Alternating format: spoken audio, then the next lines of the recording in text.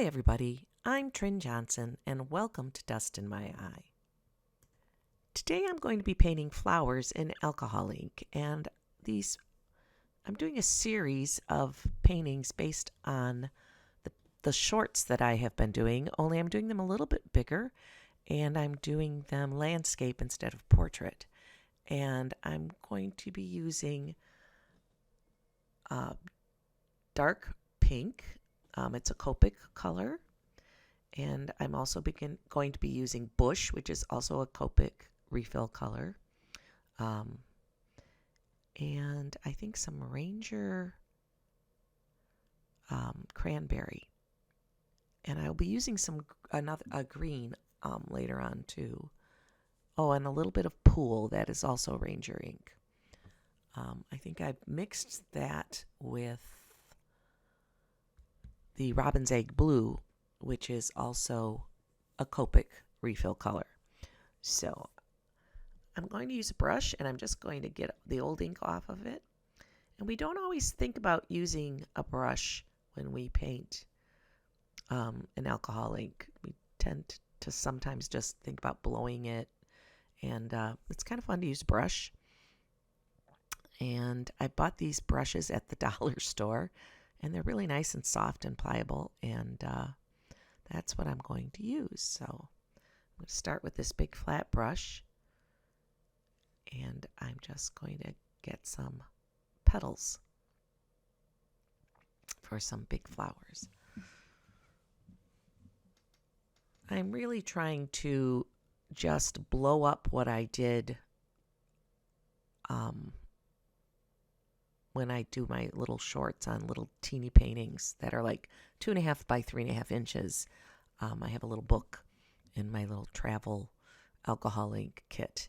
And so I'm trying to use bigger brushes because the page is bigger. But I still want that really loose, not abstract, but not painting a specific flower kind of look.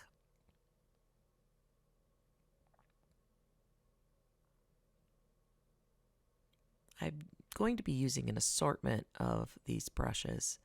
They came in a nice pack with a whole bunch of different sizes, and they're really quite nice. I was very surprised. But anyway, so I'm just loosely putting in the flower shapes. And now I'm trying to define the petals a little bit more. The thing about alcohol ink is it likes to keep moving until it's completely dry. So you think you have a nice petal shape, but then it just kind of morphs into nothing. So I do keep going back over things as they're drying, kind of trying to get some little bits of definition. I don't want them anything specific. I just don't want a big circle blob kind of thing. So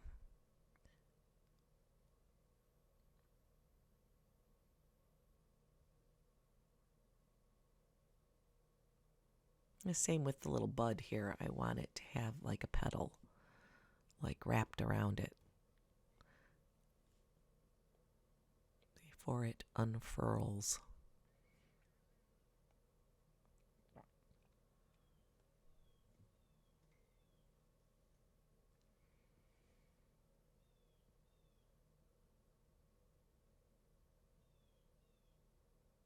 I'm going to use a skinnier brush now, and it's important to get the other color out of your brush because it's really hard to tell with alcohol ink that there's no ink in the brush.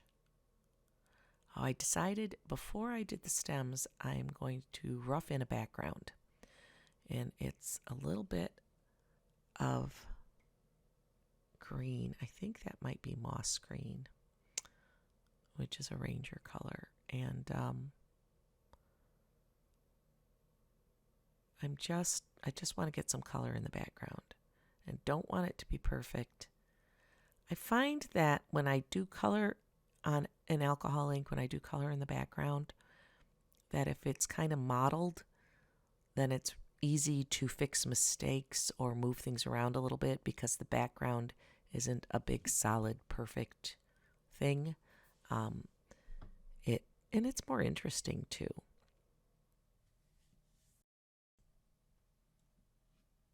I keep adding a little bit of alcohol, clear, plain alcohol to my brush just to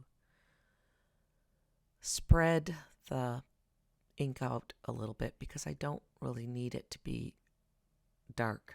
I just want an all-over kind of mushy, for lack of a better term, background.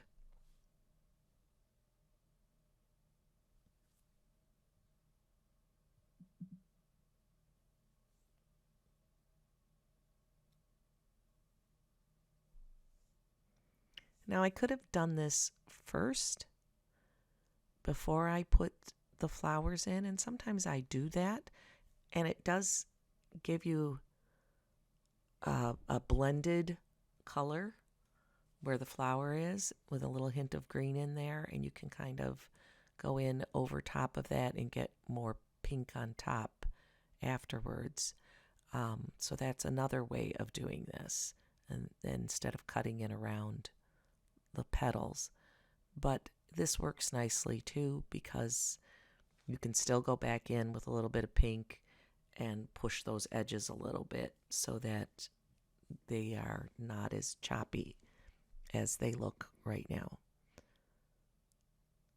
So it's just give and take with ink, a little playing to smooth things out a little bit, get rid of some of the dark spots, the lines, kind of carve the flowers out. It's negative painting, and we use it a lot in watercolor, and it comes in handy here.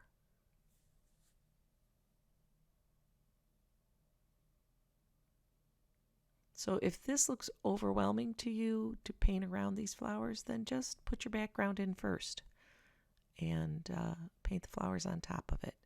Like I said, if you do enough little coats and tweaking, you can get the flowers to not have so much green behind them. And you could kind of lift the green behind the flowers where you're going to put the flowers too, which would minimize the amount of green staining you would have coming through behind the flowers. So I just want to do a little stem and a little where the bud comes out, a little green there. I like putting a bud because it gives you the opportunity to put the green up into the flower. And I'm adding just a little bit of the bluey turquoise mix to the green so that it's not just a solid one color, one note green. Just makes it a little more visually interesting to look at.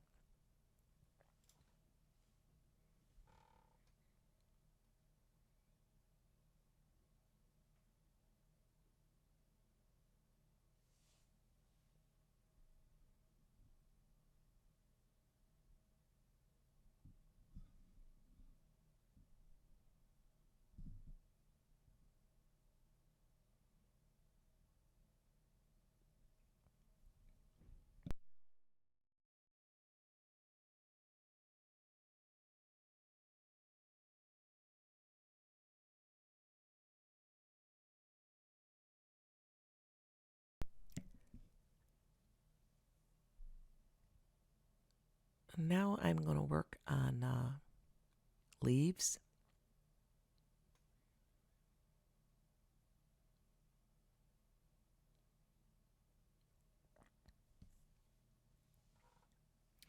I just want a little impression of a leaf. I don't want anything perfect. I would like the end to have a little bit of a point to it, which I lose sometimes as the ink spreads, so I can go back in afterwards and just add some.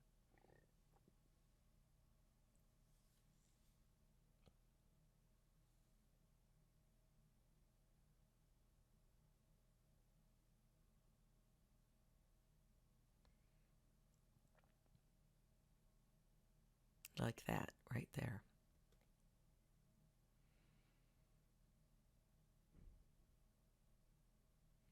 And now I'm just adding a little bit of the blue into the leaves too, so that they're a little more interesting and not just one note.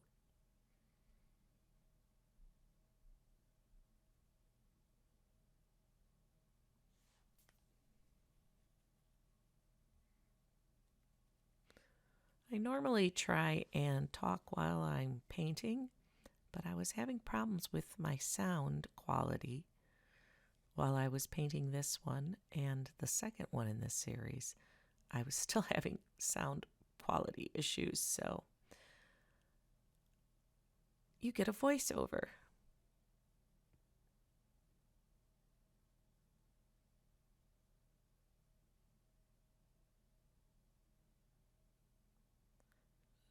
I was trying to get away from having like little individual leaves. So I was trying to just have them a little more haphazard.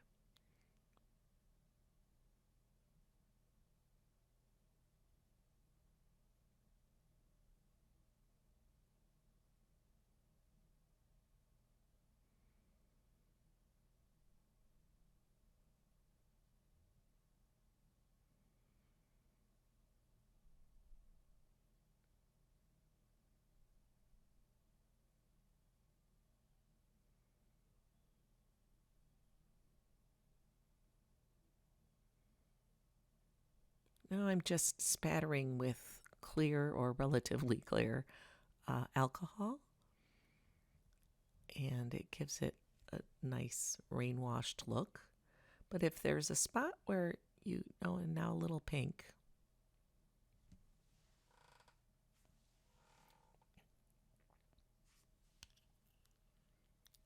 and I think a little turquoise.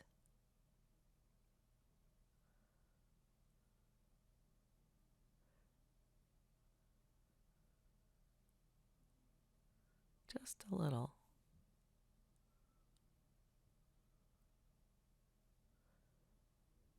If there is, a little smaller brush.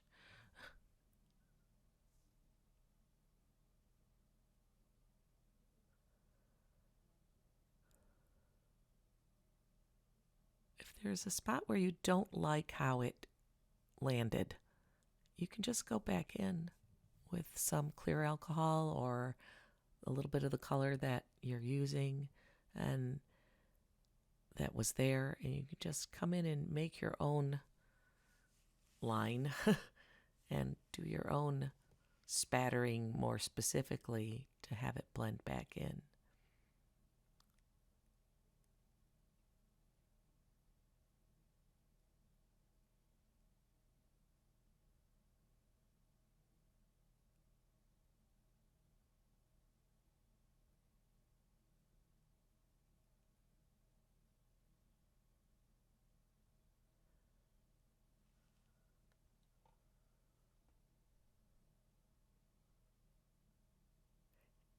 It's so forgiving because you can keep going back in. That's almost a dangerous thing because you can severely overwork something and end up doing more than you wanted.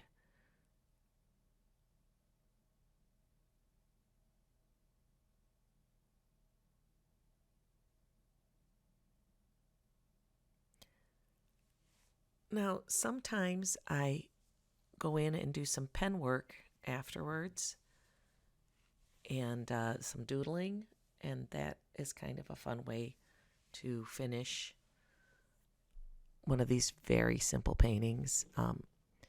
Just makes it a little more interesting. So I have one that I did before, and I'm just going to take a little pen to this one. It's similar, not exactly the same, because they never turn out exactly the same. That's just alcohol ink. And I'm just going to put a little pen on this, and you can see it gives it a little different look and a little interest in a little definition.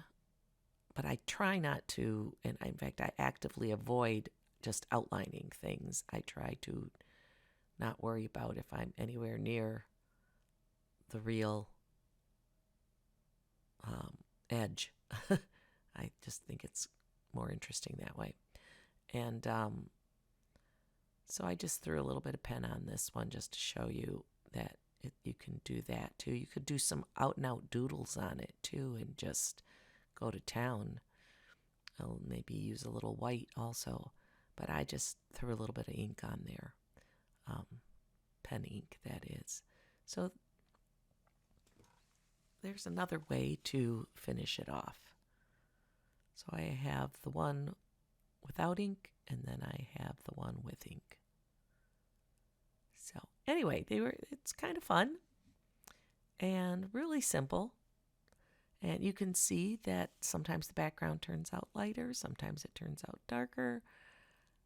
These are not as quick as doing the little teeny ones that I do in my shorts feed, but definitely a quick little exercise. So you can try a whole bunch of different colors and different ways of doing it.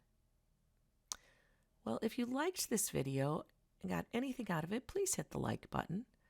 And if you want to see more of my videos, hit the subscribe button. And if you want to be notified of any future videos, hit the little bell, because that will tell you when I've uploaded another one. And if you want to support my channel, you can buy me a cup of coffee. There's a link for that in the description of this video. And I'll be doing a few more of these videos based on my tiny paintings. So keep an eye out for those. And if you'd like, please check out my Etsy shop, where I have prints of my artwork along with some original pieces and my cute little monsters for sale, along with some other little bits and bobs. So until next time, thanks for watching.